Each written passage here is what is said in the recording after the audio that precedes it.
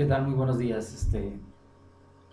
Ahora quiero hablar un poco del circo evangélico, es decir, de cómo muchas personas han convertido el evangelio de nuestro Señor Jesucristo en un circo. Es decir, que hay mucha gente que está interesada en obtener ganancias a través del evangelio, a través del nombre de Dios, y en su fin o deseo de explotar económicamente el evangelio, lo han convertido en un circo. Han convertido esto en una charlatanería. Se han convertido en charlatanes del evangelio. Y es lo que ha sucedido como esa señora Ana Méndez.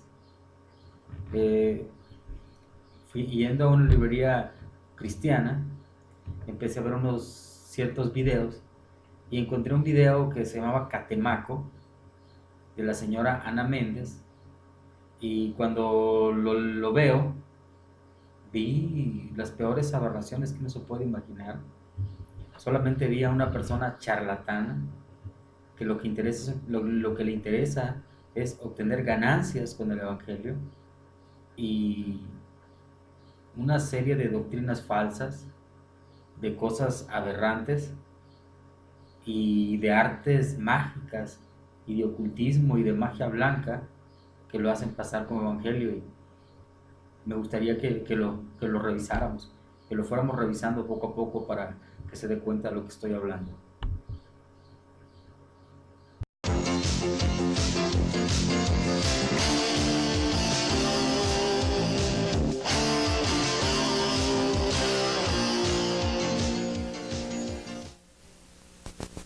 Lo que va usted a ver a continuación son escenas de una guerra espiritual a nivel estratégico o territorial. El tema de guerra espiritual es uno de los temas que más se están hablando alrededor de la tierra y donde más revelación del Espíritu Santo está cayendo. Tras un ayuno de 40 días en que participó toda la República Mexicana, los mexicanos decidimos tomar uno de los tronos más importantes que afectaban nuestro país con ocultismo y brujería, y este estaba asentado en el istmo de Tehuantepec. La Biblia habla de tronos, principados, dominios, potestades, gobernadores de las tinieblas y toda una jerarquía espiritual en el imperio satánico. Dios ha permitido ver a través de la estrategia, del mapeo espiritual, a través de la comunión con Dios y del manto de revelación profética que se está desatando, ver cómo están estructuradas las fortalezas y lo que llamamos esferas de cautiverio en las naciones. Estos son velos de iniquidad, fortalezas que tienen a las personas con un velo en su entendimiento, corazón entenebrecido, y no pueden venir a la luz del Evangelio. Destruyendo estas fortalezas, hemos visto que miles de personas que antes no podían escuchar la voz de Dios, ahora están viniendo a los pies de Cristo. México tomó el reto cuando, a través de una profecía de Huitzilopochtli confirmada por la voz profética a través del doctor Ronnie Chávez y su equipo de profetas, nos hablaron de una fortaleza que se asentaba sobre la Ciudad de México y que coincidía con la profecía de Huitzilopochtli en que México sería la ciudad de Tenochtitlan, donde vendrían las demás ciudades de todas partes del mundo, y que Huitzilopochtli se adjudicaba el dominio y el señorío de nuestro país, México. Él tomaba el señorío de mar a mar y se adjudicaba la posesión de todos los bienes, las riquezas, el oro, la plata, las divisas, las plumas, las piedras preciosas, los hijos, las hijas, y todo esto estaba bajo el cautiverio de esta profecía. Cuando oímos la voz del Espíritu Santo hablándonos de esta fortaleza que cautivaba México, los equipos de intercesión de varias iglesias tomamos el reto de tomar nuestra ciudad. Por 7 días consecutivos le dimos una vuelta en automóviles, en una columna de automóviles a toda la Ciudad de México, y el 7º día estuvimos por más de 8 horas dándole vueltas a la Ciudad de México en el mismo orden que la batalla de Jericó. Al terminar esto, concluimos tomando lo que son las llamadas columnas de iniquidad, donde se asientan las potestades meramente dichas, donde hay el cúmulo de pecado más asentado en la ciudad. Y así los equipos tomaron estas 24 columnas para derribar la fortaleza que estaba sobre México.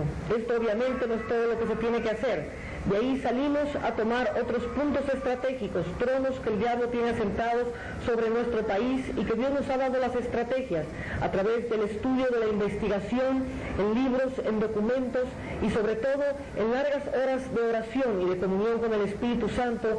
Dios nos ha revelado cómo están estructuradas las fortalezas en México y una de ellas se asentaba justamente en el Istmo de Tehuantepec. Es asombroso lo que acabo de escuchar. Vemos cómo esta mujer, Ana Méndez, cita la Biblia y habla de la batalla de Jericó y parece coherente todo lo que dice. Pero bueno, primero dice que un dios azteca, Huitzilopochtli, proclamó que la Ciudad de México sería de él y que el Espíritu Santo le llama, óigame bien, que el Espíritu Santo le llama a revertir las palabras de ese Dios. Cuando la palabra de Dios dice en 1 Corintios que un ídolo nada es en el mundo, ¿verdad? Que solamente hay un Dios del cual proceden todas las cosas y un Señor Jesucristo por medio del cual son todas las cosas. Los ídolos como tal no son nada, no tienen poder. El apóstol Pablo explica que cuando una imagen de piedra o un determinado Dios es adorado, la escultura no es nada, el ídolo no es nada, pero cuando nosotros le adoramos, cuando alguien le rinde culto o homenaje a determinada figura, hay una influencia demoníaca, Satán se involucra y ahí está la contaminación, porque lo que los gentiles sacrifican, no lo sacrifican a Dios, sino a los demonios, es decir, hay una interacción demoníaca en la idolatría, pero un ídolo no es nada en el mundo, es decir, los dioses aztecas como tales no son nada, no representan nada, menos para nosotros los que creemos en Jesucristo. Y Dios no va a hacer la batalla a dioses que no existen. Esto que la mujer dice, esto que esa mujer dice, Ana Méndez, pareciera lógico, pero no es bíblico, no es escritural. Luego dice que rodeó la Ciudad de México con carros, que la ungió con aceite, que hizo guerra espiritual. Por favor, vamos a la escritura, vamos a la palabra de Dios. Cuando el apóstol Pablo fue a rodear fue a rodear Corinto, Roma, Éfeso, Galacia, ninguna ciudad. Vemos que la manera en la que los apóstoles hicieron la guerra espiritual era predicando la palabra de Dios. ¿Verdad? La espada del Espíritu es la palabra. La forma con la que combatimos es con la verdad. Tenemos que derribar argumentos y toda altivez, lo dice en Corintios, en la segunda epístola a los Corintios, en el capítulo 10, en el versículo 5, porque las armas de nuestra milicia no son carnales, sino poderosas en Dios contra la destrucción de fortalezas. ¿Cómo destruimos fortalezas? Dando vueltas como estúpidos, hincados en una plaza, haciendo espectáculo ante la gente, cuando la palabra de Dios dice que debo de orar cerrado la puerta y no que la gente vea que hacemos un espectáculo. Dice, derribando todo argumento y toda altivez que se levanta contra el conocimiento de Dios y llevando todo pensamiento cautivo a la obediencia a Cristo. Esa es la manera como se hace la guerra espiritual, predicando la verdad, hablando la palabra de Dios y no convirtiendo el evangelio en un circo.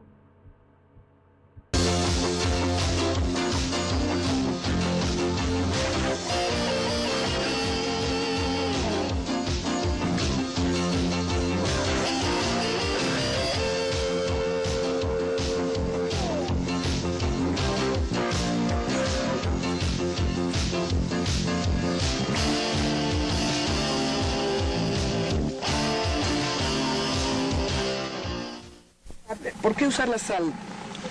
La Biblia nos dice que Dios ordenó pactos de sal. La sal representa un pacto perpetuo y la Biblia habla de que Dios quiere hacer pactos perpetuos con nosotros. El pacto perpetuo de David fue un pacto que se selló con sal. Por eso cuando hacemos guerra espiritual utilizamos sal, de tal manera que cuando nosotros quebrantamos los pactos antiguos y establecemos un nuevo pacto, ese pacto queda sellado para siempre con la sal. Algunas personas nos han preguntado, nos dicen, bueno, ¿y hacen ustedes la guerra espiritual? ¿Y cada cuántas veces o cada cuánto tiempo hay que regresar y hacer otra guerra espiritual? Bueno, nosotros creemos que al quebrantar los pactos y sellarlos con la sal, queda un pacto a perpetuidad de que este es territorio del reino de los cielos y que el diablo huirá delante del Señor y de los ángeles que quedarán establecidos en este lugar para que no sirva más de fuente esotérica, de fuente de energía.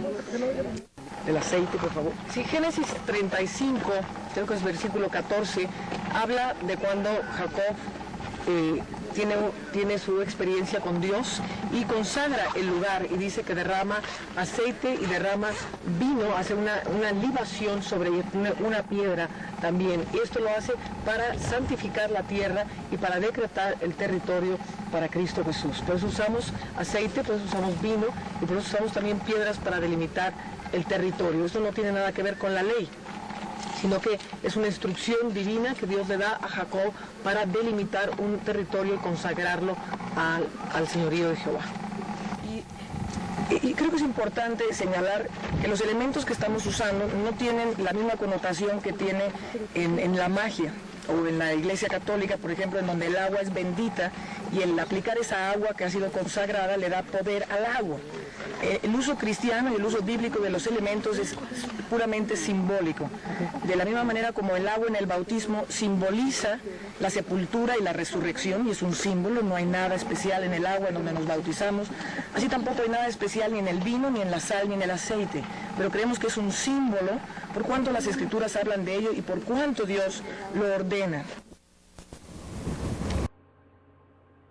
Realmente estoy muy asombrado como una persona puede explotar la ingenuidad de las personas, el desconocimiento que muchos tienen de las Escrituras, simplemente por vender un disco. Señora Ana Méndez, si quiere vender un disco, si quiere ganar dinero, al menos de un tema que enriquezca espiritualmente, culturalmente, que podamos aprender, que podamos crecer, y no siga sumergiendo a la gente en la charlatanería, en la ignorancia y en el ridículo y en el circo cristiano. Nos están haciendo parecer a nosotros los creyentes en Jesucristo como gente ignorante, como gente estúpida. Ya basta de eso, ya basta de ver la credulidad. Vemos a esta mujer diciendo que tiene que ir, óigame bien, que van a lugares mayas, aztecas, toltecas, no sé, y a esos dioses de piedra van y los ungen con aceite, toman los territorios ungiendo con aceite, haciendo pactos de sal, usando los elementos, la sal, el vino, el aceite. Eso es brujería. Yo nunca he visto en las Escrituras que el apóstol Pablo, cuando llegaba a los centros idolátricos, se metía a los templos idolátricos a ungir con aceite, con sal y a reclamar un territorio. El pueblo de Israel se apropió de la tierra porque les fue dado. Usted mismo está hablando de que esas cosas fueron símbolos y que ahora ya no estamos que aquellas cosas eran sombras de la edad presente, pero ahora estamos en la era mesiánica, ya no necesitamos sombras, ahora estamos en la realidad. ¿Por qué está usted retrocediendo y haciendo cosas que no entiende? Menciona a Jacob. Jacob sí ungió la piedra porque él es el padre de Israel y esa tierra a él le fue dado. Nosotros, nuestro Mesías, nuestro Salvador dijo, mi reino no es de este mundo. Si mi reino fuera de este mundo, los míos vendrían y me defenderían. Repito, la guerra espiritual se hace predicando el Evangelio, predicando la verdad y no engañando a la gente, Señor. Por favor, dejemos de escuchar a este tipo de personas. Volvamos a la sencilla palabra de Dios. Nuestro Maestro y Mesías, Yeshua HaMashiach, dijo, escudriñad las Escrituras, porque a vosotros os parece que en ellas tenéis vida eterna, y ellas son las que hablan de mí. Hay gente como la señora Ana Méndez, que andan predicando el ocultismo y la brujería. Nosotros no necesitamos elementos. Ella habla de que el agua del bautismo es un elemento. El agua del bautismo no representa nada. Lo que representa es el acto de fe, porque en el momento que yo me sumerjo en esa agua, yo he pasado de muerte a vida. Y el agua no es ningún elemento. Simple y sencillamente es un acto de fe. Porque el agua que corresponde a esto ahora nos salva, no quitando las impurezas del pecado, dijo Pedro. Pero bueno, aquí lo dejo. Hay mucho más que decir acerca de esto. Yo les diría, compren el video para que lo vean, pero ¿para qué seguirle dando a ganar dinero a esta mujer? Simplemente lo hago para que tengan cuidado. La guerra espiritual, la lucha espiritual, no nos corresponde a nosotros. A nosotros como iglesia de Jesucristo nos corresponde ir y predicar el evangelio a toda criatura. La encomienda que nos dio nuestro Mesías antes de irse fue: toda potestad me fue dada en el cielo y en la tierra. Por tanto, id y haced discípulos a las naciones, enseñándoles a guardar todas las cosas que yo os he mandado, y yo estoy con vosotros hasta el fin del mundo. Esa es la guerra espiritual. Ir y predicar el evangelio. En el día de Pentecostés, la iglesia fue llena del Espíritu Santo. Cuando los apóstoles le dijeron: Señor, ¿restaurarás el reino a Israel? ¿Qué les contestó el Mesías? No toca a vosotros saber los tiempos y las sazones que el Padre ha puesto en su entera voluntad, pero recibiréis poder cuando haya venido sobre vosotros el Espíritu Santo, y me seréis testigos en Jerusalén, en Judea, en Samaria y hasta el último de la tierra. Llenos, ungidos del Espíritu Santo, tenemos que ir y proclamar el Evangelio. Esta es la lucha espiritual. Si en el camino se nos enfrenta a alguien con un espíritu inmundo, lo expulsamos en el nombre de Jesús y nada más. Jesús no nos envió a echar fuera demonios, nos envió a predicar. Pero si un demonio se nos interpone, lo echamos fuera en el nombre de Jesús, estamos predicando. Sanamos a los enfermos en el nombre de Jesús, como lo dice la Escritura. Pero no hacemos todo el circo y todo el teatro que esta mujer está invitando a hacer a la iglesia de Jesús. Los dejo con las palabras del apóstol Pablo. Le dijo: hijitos míos, sed niños para el pecado, pero maduros en vuestra forma de pensar. Shalom, Javier.